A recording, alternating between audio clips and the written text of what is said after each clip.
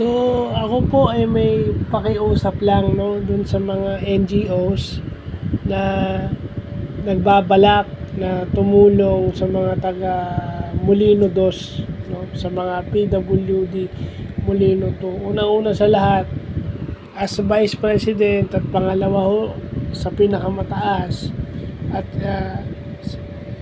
ako po ay nakikiusap sa inyo na konting respeto naman po sa aming presidente at sa aming, kung senior yung i-assist nyo, magpaalam naman po kayo kay Ma'am Nita Parales. Wag ho yung pupunta kayo sa kung saang lugar dito sa Molino 2, kakausapin nyo yung HOA, and then hindi kayo nagpapaalam sa aming barangay captain o sa barangay chairman na si Cap Mike at sa mga PWD president namin at sa senior citizen president namin dito. Madali naman ho silang kausap. Approachable naman po. So sana yung mga NGO dyan na hindi ko nababanggitin kung sino, kung lakad ng lakad, at kung may presidente kayo, dapat alam ng presidente nyo kung ano ginagawa nyo. Wag yung iisipin yung nakakahiya kayo, magsasabi kayo sa messenger na nakakahiya kayo o sa group chat na nakakahiya kayo, tapos hindi nyo naman alam yung ginagawa nyo. At saka kung gusto nyo makipag-affiliate sa inyo yung isang barangay, wag ho kayong magtatanggal ng tao tapos yung lugar nila pupuntirihin nyo, pupuntahan nyo. Isipin nyo muna kung talagang walang naitulong sa inyo. Wag ho yung may personal na ano lang kayo dahil nakipag-usap dun sa hindi nyo kasundo. Nakipag-usap lang dun sa tao na ayaw nyo, tatanggalin nyo na lang sa basta-basta. So ako po ay nananawagan sa kanila, sa inyo, kung NGO kayo, bago kayo pumasok ng Molino 2, siguraduhin nyo ho na may significant documentation kayo. Hindi ho sapat yung SEC registered lang at saka yung accreditation lang galing sa City Hall. Yun ho, para legal lang kayong kumuha ng tao para tulungan.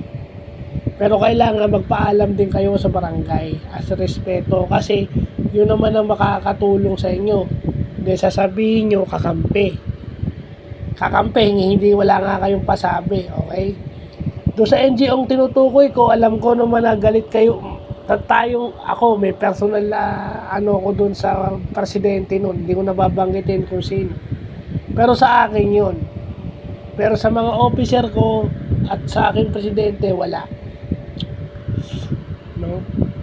At saka kung sisitahin kayo ng ng isa sa aming mga officer, hindi ho kami dapat magpasalamat sa inyo at tinutulungan nyo.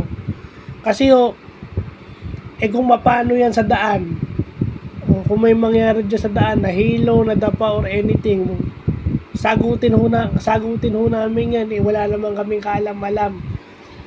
Huwag nyo hong ipagmamalaki yung posisyon nyo dahil yung mga NGO, wala namang specific na teritoryo yan, wala namang specific na barangay yan.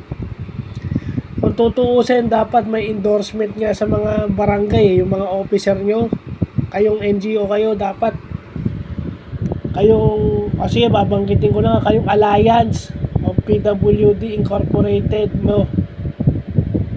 dapat nga may sulat na permado ng mga kapitan nyo para legal na nakakapasok kayo dito sa kahit saang barangay dito sa Molino 2 o kahit saang barangay dito sa Bacoor. Walang problema kung gusto tumulong, walang problema sa akin yun.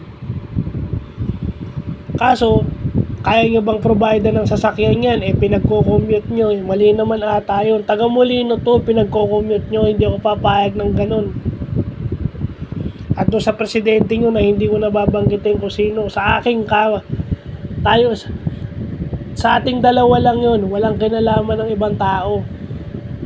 Kaya wag mong sasabihin na nasaktan ka or anything, hindi kita pinapunta sa birthday ko or anything, kasi dyan sa mga ganyan, pinapipili mo ko kung saan ako active. Tapos pati yung officer namin aawayin ng officer ng vice mo. At yung vice mo pa sumakit ang ulo Kasusunod, gumawa kayo ng letter kung gusto nyo pumasok at magbigay kayo ng dokumento ng mga natulungan nyo para magmukha kayong kapanipaniwala o kayo mismo.